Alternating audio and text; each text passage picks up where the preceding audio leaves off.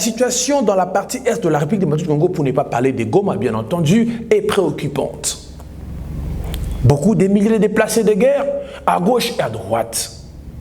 Mais regarde, le fait de ce jour concentrera ou va mettre l'accent sur le contenu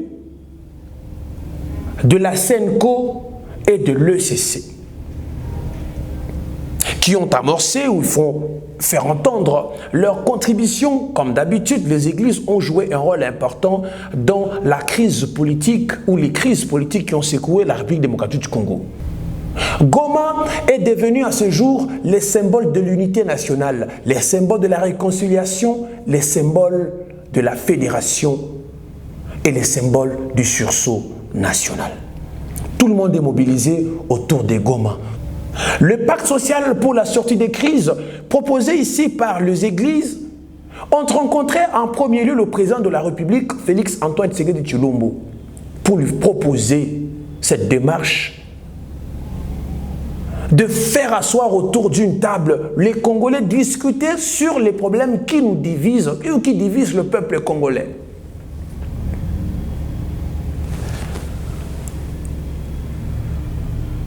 Ces délégués de la SENCO et de l'ECC ont également rencontré Vital Kamerhe, le président de la Chambre, de l'Assemblée nationale. Ils ont rencontré par la suite Martin Fayulu. Ils ont également rencontré celui qu'on appelle Delis Esanga. Approche, nous visons la paix durable. Et il serait, en tout cas aberrant, sinon illusoire de penser avoir la paix sans inclure tous les acteurs concernés. Donc ici, nous parlons sans embâche. Je vous ai livré déjà ici une indiscrétion en disant on a déjà vu quelques acteurs. Oui, M23, c'est vrai, ça devient comme une psychose. Il y a beaucoup de choses à se dire. Mais gardez à l'esprit, notre posture est celle de transformer les conflits en opportunités de vie. Je sais bien, il se murmure qu'il y a une frange de personnalité de l'Union sacrée qui serait en train de murmurer aux oreilles du chef de l'État pour lui dire de ne pas accepter les dialogues. Je sais la crainte qui se passe au sein de l'Union sacrée. L'ouverture du président de la République d'accepter les dialogues, eh bien, signerait la fin ou la reconfiguration de l'Union sacrée. C'est toute la crainte qui se pose. Mesdames, Mesdemoiselles et Messieurs, les dialogues ou aucun conflit dans ce pays ne s'est soldé sans dialoguer. Je voudrais demander aux honorables députés, mes chers collègues, vous qui avez le privilège de rencontrer le président de la République, il faut lui rapporter des choses vraies. Et en ce moment, le président est très préoccupé par la situation de la République démocratique du Congo. Je crois que certains d'entre nous n'en mesurent pas l'ampleur. Ce n'est pas le moment où un enfant va aller déranger le papa avec des fausses nouvelles. Je ne pense pas avoir dit ici et demandé aux députés d'aller négocier avec les M23 ou avec qui que ce soit. Je crois que le processus de Nairobi existe depuis longtemps, qui inclut les M23 et tous ceux qui doivent parler sous la coupe du président Uhuru Kenyatta.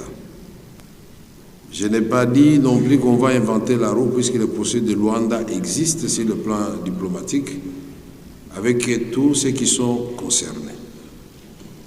C'est comme ça que je vous ai fait l'honneur et c'était pour éviter toute ambiguïté. Toutes les questions politiques, les questions tendancieuses, plus complexes de l'histoire de notre pays, se sont résolues par les dialogues. Le 24 avril 1990, si ceux qui ont bonne souvenance, le président Mobutu, le maréchal, avait écouté tout le monde, avait consulté toute la population zaïroise à l'époque. Suivez cet extrait. Et pensé qu'il était temps de recueillir les avis du peuple zaïrois afin de dégager les lignes directrices susceptibles d'orienter nos choix politiques. Laurent Désiré Kabila, à son tour, nous avait proposé le débat national. Lui voulait même que l'on négocie avec le rebelle, mais pourvu qu'il y ait la paix. Ça, c'est Laurent Désiré Kabila. Joseph Kabila, à son tour, Joseph Kabila Kabange a négocié avec tous les belligérants, ceux qui ont vécu ces époques là-bas. Moi, j'ai eu la chance que l'une des participantes à ces assises, l'honorable princesse, aujourd'hui l'honorable rapporteur de l'Assemblée nationale, Dominique Mounongoué Namizi, qui nous expliquait dans quel contexte ces assises se sont déroulées pour que nous ayons la paix que nous avons aujourd'hui. Ou pour qu'on inscrive également l'article 14 de la Constitution qui consacre la parité. C'est autant de luttes. Mesdames, mesdemoiselles et messieurs, jusqu'à ce que Joseph Kabila Kabange a accepté la fameuse formule de 1+4. Ça n'a pas fait de Joseph Kabila un moins vaut que rien. Et aujourd'hui, il y a une frange de personnalités qui voudrait faire croire au président de la République, Félix Antoine Tshisekedi Tshilombo, de ne pas négocier, de ne pas convoquer ces dialogues pour écouter les avis des uns et des autres. Seul le dialogue apportera une paix définitive dans notre pays. Nous sommes engagés sur plusieurs fronts. Nous avons l'accord de Nairobi. L'accord de Nairobi, cet accord met à la table de négociation le gouvernement congolais et le M23. Le processus de Luanda met autour d'une table la RDC au Kinshasa et Kigali. Il s'est ouvert aujourd'hui la 37e session extraordinaire du Conseil des droits de l'homme sur la situation préoccupante dans la partie est de la République démocratique du Congo. Là-bas, tous les pays membres, au-delà de toute condamnation, au-delà de toute exigence à Kagame de retirer ses troupes sur le sol congolais, tous ces pays, l'Irlande, la Fédération de Russie, l'Italie, l'Autriche, le Canada, le Paraguay, la Suisse, l'Union européenne, le Costa Rica, tous ces pays-là ont préconisé une solution politique à l'africaine, s'entendre parler. Comme le dit souvent Sango, TVza, Radio T. Tous ces pays membres, tous les intervenants aujourd'hui à la 37e session extraordinaire du Conseil des droits de l'homme ont préconisé, au-delà de toute condamnation. Je ne voudrais pas dire donc qu'il a dit non. Je voulais suivre ici les différentes interventions des pays membres de cette organisation des droits de l'homme, internationale des droits de l'homme, ce qu'ils ont dit. Tous recommandent à la RDC des solutions pacifiques et politiques. La guerre ne va pas résoudre la situation. Ceux qui pensent trouver la solution par la voie militaire ont tort. J'appelle toutes les parties à déposer leurs armes et de reprendre le dialogue dans le cadre du processus de Luanda et de Nairobi. Monsieur le Président, je rappelle la nécessité de poursuivre les négociations diplomatiques entre les gouvernements de la République démocratique du Congo et du Rwanda, notamment dans le cadre du processus de Luanda. La France condamne à nouveau fermement l'offensive du M23, groupe rebelle soutenu par le Rwanda qui doit se retirer immédiatement des territoires dont il a pris le contrôle.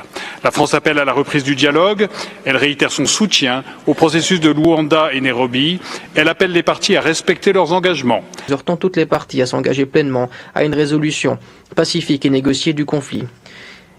Un processus politique inclusif sous la houlette africaine a déjà permis de poser les jalons des processus de Luanda et Nairobi. C'est la seule sortie possible. Le Rwanda doit retirer ses troupes et arrêter de soutenir le M23. La Suisse affirme son soutien aux efforts de médiation de la communauté régionale, en particulier le processus de Luanda. Nous demandons à la République démocratique du Congo et au Rwanda de reprendre les négociations et encourageons les initiatives pour la lutte contre l'impunité. La Belgique appelle dès lors toutes les parties au conflit à mettre fin immédiatement aux violations du droit international humanitaire et des droits humains et à s'inscrire à nouveau dans les négociations de paix. Nous condamnons l'offensive du M23 soutenue par le Rwanda et demandons au gouvernement rwandais de retirer toutes ses troupes du territoire de la RDC. Nous pensons que des négociations diplomatiques sont la seule manière de régler les questions dans l'est de la RDC. Nous appelons toutes les parties au conflit à respecter pleinement le droit international, à protéger les droits humains fondamentaux. Nous condamnons les crimes perpétrés contre la population civile dans l'est du pays. Nous appelons à la cessation immédiate des hostilités, au retrait des troupes du M23, ainsi qu'à la reprise des négociations dans le cadre des initiatives régionales. Nous sommes convaincus que mettre fin à la violence n'est possible que grâce à un dialogue politique et diplomatique. Ce condensé nous a été réalisé par Ornella Ndala. Merci beaucoup d'avoir travaillé sur ça. Merci. Donc vous comprenez que tous nous recommandent une solution interne. Parlons des acteurs, armés et non armés. Armés, il y a le M23 et l'AFC de Corneille Nangaa. Corneille Nangaa qui jusqu'ici vient d'être placé sur le coup d'un mandat d'arrêt international. Et les autres, Bertrand Bisimwa, les autres condamnés à mort. Les biens confisqués par la justice congolaise de Corneille Nangaa. L'ancien président de la commission nationale indépendante, CENI, ne refuse pas aussi tout dialogue. Il est prêt à recevoir